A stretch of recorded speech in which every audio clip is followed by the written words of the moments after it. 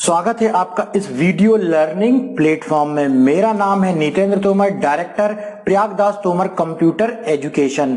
आज के इस वीडियो में हम बात करने वाले हैं फंडामेंटल ऑफ कंप्यूटर के अंतर्गत, जो कि एक थ्योरी सब्जेक्ट है जहां कंप्यूटर से संबंधित कंप्यूटर का इतिहास, कंप्यूटर की हिस्ट्री, कंप्यूटर की generation, input device, output device, सारी थ्योरी को कवर किया जाता है। तो आज हम आपके लिए लेकर के आए हैं बहुत ही इंपॉर्टेंट क्वेश्चन, जो कि है कंप्यूटर में, जो कि है कंप्यूटर सिस्टम की विभिन्न पीढ़ियों के बारे में बतलाइए, या जनरेशन ऑफ कंप्यूटर सिस्टम। जी हाँ, आज हम जिस कंप्यूटर सिस्टम को इस्तेमाल करते हैं डेस्कटॉप के रूप में, लैपटॉप के रूप में, पाम टॉप के रूप में, टैबलेट कंप्यूटर के रूप में, लेकिन ये कंप्यूटर पहले कैसे थे, कितने बड़े होते थे, कितने छोटे होते थे, उनमें क्या टेक्नोलॉजी इस्तेमाल होती थी, क्या पहले भी इसी प्रकार के सॉफ्टवेयर इस्तेमाल होते थे, तो वो सारी जानकारी आपको इस क्वेश्चन के आंसर को पढ़ते समय, देखते समय जो है वो समझ में आ जाएगी। तो चलिए देखते हैं जनरेशन ऑफ कंप्यूटर सिस्टम।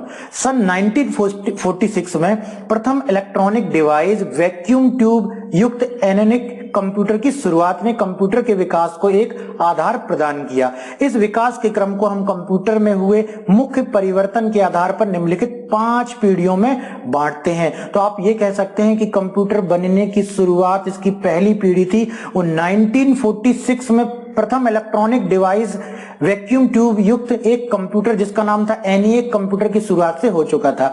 अब इसी के परिवर्तन के आधार पर इसको निम्नलिखित 5 पीढ़ियों में बांटते हैं, और उन 5 पीढ़ियों को हम बोल सकते हैं फर्स्ट जनरेशन, या हिंदी में प्रथम पीढ़ी, सेकेंड जनरेशन, द्वितीय पीढ़ी, third generation, fourth generation, fifth generation.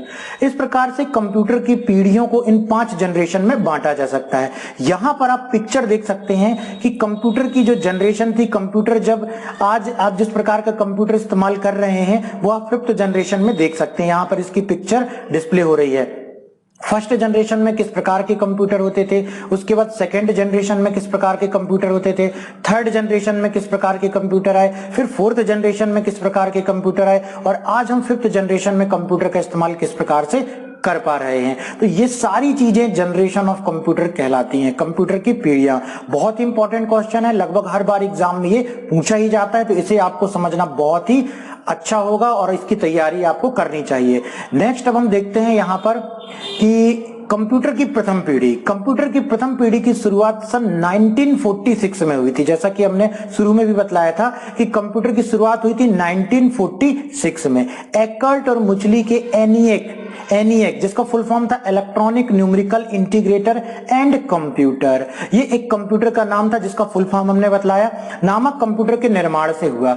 इस पीढ़ी के कंप्यूटरों में वैक्यूम ट्यूब का प्रयोग किया जाता था। जी हाँ, जैसे आज इंटीग्रेटेड सर्किट कंप्यूटर डिजिटल हो गए हैं, वैसे पहले वैक्यूम ट्यूब का इस्तेमाल किया जाता था, जो कि साइज में बहुत बड़े आकार के होते थे, जिसका आविष्कार 1904 में जॉन एम्ब्रोस फ्लेमिंग ने किया था। वैक्यूम ट्यूब का आविष्कार 1904 में जॉन एम्ब्रोस फ्लेमिंग ने किया था। इस पीढ़ी में एनिएक के अलावा और भी कई अन्य कंप्यूटरों का निर्माण हुआ, जिनके नाम एडसेक का फुल फॉर्म है electronic delay storage automatic calculator. जी हाँ, पहले के कंप्यूटर के नाम उस क्या कार्य किया जाता था उस कंप्यूटर के अनुसार, उसके अनुसार जो है वो रख दिया जाता था। या इसके अलावा यूनिवैक यूनिवर्सल ऑटोमेटिक कंप्यूटर था। तो यहां पर प्रथम पीढ़ी के कंप्यूटर में वैक्यूम ट्यूब का इस्तेमाल किया जाता था। प्रथम पीढ़ी के कंप्यूटर आकार में बहुत बड़े होते थे, क्योंकि वैक्यूम ट्यूब की जो साइज होती थी वो बहुत बड़ी होती थी। स्पीड की यदि हम बात करें तो स्पीड बहुत ही स्लो होती थी और मेमोरी भी कम होती थी। इसी कारण इन कंप्यूटर में डेटा को स्टोर करके कहीं नहीं रखा जा सकता था। इन कंप्यूटर की कीमत बहुत अधिक होने के कारण ये कंप्यूटर आम जनता की पहुंच से दूर थे। इसके बाद हम देखते हैं प्रथम पीढ़ी के कंप्यूटरों के निम्नलिखित लक्षण थे। वैक्यूम ट्यूब का प्रयोग, पंच कार्ड पर आधारित, संग्रहण के लिए मैग्नेटिक ड्रम का प्रयोग, बहुत ही नाजुक और कम विश्वसनीय, बहुत सारे एयर कंडीशनरों का प्रयोग, क्योंकि गर्म हो जाते थे वैक्यूम ट्यूब, मशीन काम करना बंद कर देती थी तो हैवी एयर कंडीशन लगाते थे। मशीनी तथा असेंबली भाषाओं में प्रोग्रामिंग होती थी इसमें। इसके बाद हम आते हैं द्वितीय पीढ़ी के कंप्यूटर। द्वितीय पीढ़ी के कंप्यूटर की प्रथम पीढ़ी के सन 1956 में कौन से सन में? सन 1956 में कंप्यूटर की द्वितीय पीढ़ी की शुरुआत हुई। इन कंप्यूटरों में वैक्यूम ट्यूब, अब पहली पीढ़ी में वैक्यूम ट्यूब होते थे इस्तेमाल, वैक्यूम ट्यूब के स्थान पर ट्रांजिस्टर का उपयोग किया जाने लगा। इसका विलियम शॉकले ने ट्रांजिस्टर का आविष्कार 1947 में किया था। तो 1947 में ट्रांजिस्टर से चलने वाला कंप्यूटर आ चुका था, जिसको बनाया था विलियम शॉकले ने। यह कंप्यूटर की द्वितीय जनरेशन कहा जाता था। इसके बाद आया आपका द्वितीय पीढ़ी के कंप्यूटर के कुछ लक्षण थे। वो क्या थे? वैक्यूम ट्यूब के बदले ट्रांजिस्टर का प्रयोग होने लगा। अपेक्षाकृत छोटे एवं ऊर्जा की कम खपत वाले होते थे, अधिक तेज एवं विश्वसनीय थे। प्रथम पीढ़ी की अपेक्षा खर्चा कम था। इसमें COBOL language, common business oriented programming language का इस्तेमाल इसमें किया जाता था, जिसका शॉर्ट फॉर्म है कोबोल, या फोर्ट्रॉन फॉर्मूला ट्रांसलेशन, जो कि व्यापारिक चीजों में गणनाएं करने के काम में आती थी। फोर्ट्रॉन लैंग्वेज का इस्तेमाल किया जाता था। जैसे हाई लेवल लैंग्वेजेस या उच्च स्तरीय प्रोग्रामिंग भाषाओं का प्रयोग किया जाता था। संग्रहण डिवाइस मतलब स्टोरेज करने के लिए डिवाइस होती थी। प्रिंटर एवं ऑपरेटिंग सिस्टम आदि का प्रयोग सेकेंड जनरेशन के कंप्यूटर में किया जाता था। कंप्यूटर की तृतीय पीढ़ी के बारे में अब हम जानते हैं, जो कि स्टार्ट हुई 1965 से 1971 तक। जो भी आविष्कार हुए उसे कंप्यूटर की थर्ड जनरेशन जो है वो कहा जाता है। कंप्यूटरों की तृतीय पीढ़ी की शुरुआत 1964 में हुई। इस पीढ़ी ने कंप्यूटरों को आईसी प्रदान किया, इंटीग्रेटेड सर्किट प्रदान किया। आईसी अर्थात एकीकृत सर्किट, इंटीग्रेटेड सर्किट का आविष्कार टेक्सास इंस्ट्रूमेंट कंपनी के एक अभियंता, एक इंजीनियर जैक किल्बी ने किया था। तो आईसी का आविष्कार किसने किया था? जैक किल्बी ने किया था। इस पीढ़ी के कंप्यूटरों में ICL 2903, ICL 1900 प्रमुख थे। तो यहां पर कंप्यूटर्स के नाम दिए गए हैं। तो तृतीय पीढ़ी के कंप्यूटरों में अब मुख्य रूप से आईसी इंटीग्रेटेड सर्किट का इस्तेमाल किया जाने लगा। तृतीय पीढ़ी के कंप्यूटरों के निम्नलिखित प्रमुख लक्षण थे। एकीकृत सर्किट बोर्ड का प्रयोग, ठीक है, एकीकृत सर्किट बोर्ड का प्रयोग, आईसी का प्रयोग होता था। अब इसमें बोर्ड आ गए।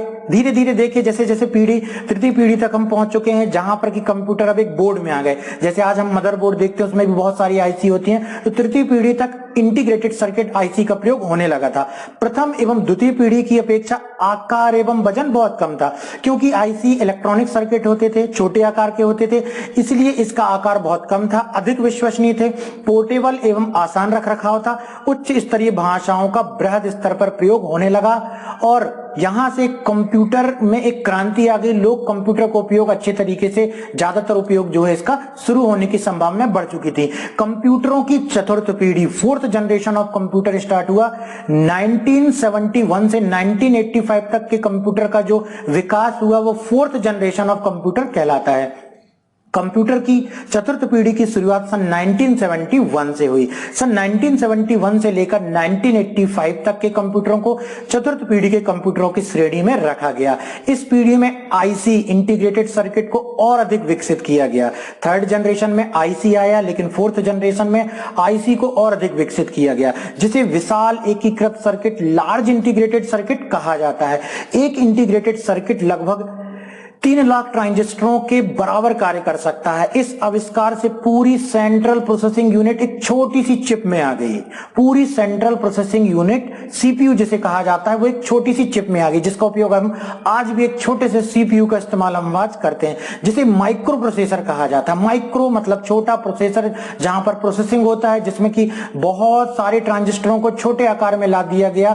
तो यहां से कंप्यूटर की चतुर्थ जनरेशन का विकास जो है वो होने लगा। इसके उपयोग आने वाले कंप्यूटरों को माइक्रो कंप्यूटर कहा जाता है। तो आज भी हम जो कंप्यूटर, लैपटॉप, डेस्कटॉप इस्तेमाल करते हैं, उसे माइक्रो कंप्यूटर की कैटेगरी में रखा जाता है, क्योंकि इसमें छोटे आकार के सीपीयू, छोटे आकार के माइक्रो प्रोसेसर का इस्तेमाल किया जाता है। इस पीढ़ी के कंप्यूटरों के निम्नलिखित मुख्य लक्षण हैं। अति विशाल स्तरीय एकीकरण, वेरी लार्ज स्केल इंटीग्रेशन तकनीक का उपयोग, आकार में अद्भुत कमी, साधारण आदमी की क्रय क्षमता के आधार अधिक प्रभावशाली, विश्वसनीय एवं अद्भुत गतिमान बुद्धिमान, अधिक मेमोरी क्षमता, कंप्यूटरों के विभिन्न नेटवर्क का विकास। तो ये फोर्थ जनरेशन के कंप्यूटर के कुछ हमने प्रॉपर्टीज देखी, गुण देखे। तो जब आप आंसर लिखेंगे एग्जाम में तो ये सारी चीजें आपको याद होनी चाहिए, मालूम होना चाहिए। वीडियो को 2-4 बार देखेंगे तो आपको अच्छे तरीके से ये सारी चीजें याद हो जाएंगी। चलिए अब देखते हैं कंप्यूटर की पंचम पीढ़ी। 1985 से अब तक के सभी कंप्यूटर का जो विकास हो रहा है उसे पंचम पीढ़ी के कंप्यूटर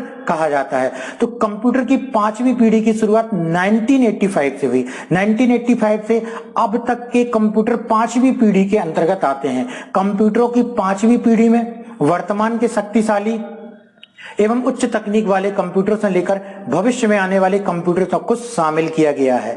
इस पीढ़ी के कंप्यूटरों में कंप्यूटर वैज्ञानिक कृत्रिम बुद्धिमत्ता, आर्टिफिशियल इंटेलिजेंस, जैसे इंसान अपनी बुद्धि से सोचता है वैसे मशीन को कुछ इस तरीके से बनाया जाए, मशीन में कुछ इस तरीके से प्रोग्रामिंग की जाए कि वह भी अपनी सुविधा अनुसार निर्णय ले सके, अपनी बुद्धि से निर्णय ले सके। इसे बोलते हैं आर्टिफिशियल इंटेलिजेंस, कृत्रिम बुद्धिमत्ता। मशीन के द्वारा मशीन को ऐसी बुद्धिमत्ता देना, वो सब्जेक्ट कहलाता है, वो विषय कहलाता है आर्टिफिशियल इंटेलिजेंस। आज के कंप्यूटर इतने उन्नत हैं कि वह हर विशिष्ट क्षेत्र, मूल रूप से अकाउंटिंग, इंजीनियरिंग, भवन निर्माण, अंतरिक्ष तथा दूसरे प्रकार के शोध कार्यों में भी उपयोग किए जा रहे हैं। तो ये पंचम पीढ़ी के कंप्यूटर्स थे। पंचम पीढ़ी के कंप्यूटर के कुछ लक्षण थे। कंप्यूटरों के विभिन्न आकार, अब कंप्यूटर के आकार बहुत सारे, कई प्रकार के कंप्यूटर आ चुके हैं। आवश्यकता अनुसार कंप्यूटर के आकार और संरचना को तैयार किया जाता है। आज विभिन्न मॉडलों, डेस्कटॉप, लैपटॉप, पाम टॉप आदि में भी उपलब्ध हैं। ये सारे पंचम पीढ़ी के कंप्यूटर कहलाते हैं। आज हम जिस कंप्यूटर को इस्तेमाल करते हैं वो फिफ्थ जनरेशन के कंप्यूटर कहलाते हैं। इसकी उपयोगिता, इसमें इंटरनेट चलाया जा सकता है। यह कंप्यूटर का एक अंतरराष्ट्रीय नेटवर्क है या जाल है। दुनिया भर के कंप्यूटर नेटवर्क इंटरनेट से जुड़े होते हैं और इस तरह हम कहीं से भी घर बैठे अपने स्वास्थ्य, चिकित्सा, विज्ञान, कला एवं संस्कृति आदि लगभग सभी विषयों पर विविध सामग्री इंटरनेट पर प्राप्त कर सकते हैं। मल्टीमीडिया की सुविधा आ गई फिफ्थ जनरेशन के कंप्यूटर में। ध्वनि, दृश्य, ग्राफिक्स या चित्र और पाठ के सम्मिलित रूप से मल्टीमीडिया का इस पीढ़ी में विकास हुआ। आज अब ये वीडियो लर्निंग प्लेटफॉर्म के द्वारा जो वीडियो देख पा रहे हैं वो पंचम पीढ़ी कंप्यूटर, फिफ्थ जनरेशन के कंप्यूटर में वीडियो मिक्सिंग का एक रूप है, जहां मल्टीमीडिया के द्वारा पढ़ाई करना और आसान हो गया। नए अनुप्रयोग, कंप्यूटर की तकनीक अति विकसित होने के कारण इसके अनुप्रयोगों तथा फिल्म निर्माण, यातायात नियंत्रण, उद्योग, व्यापार एवं शोध आदि के क्षेत्र में फिफ्थ जनरेशन के कंप्यूटर का इस्तेमाल किया जाने लगा। तो यहां पर आपने देखा कंप्यूटर की पांचों पीढ़ियों में ये किस सन में आए, किसने बनाया, इसके मुख्य लक्षण क्या थे और इसमें किस प्रकार की चीजों का इस्तेमाल किया जाता था। तो जनरेशन ऑफ कंप्यूटर या कंप्यूटर की पीढ़ियों के बारे में फंडामेंटल ऑफ कंप्यूटर आप सब्जेक्ट किसी भी कोर्स में पढ़ रहे हैं वो जरूर पूछा जाता है, तो इसे बहुत अच्छे तरीके से तैयार कर लीजिए।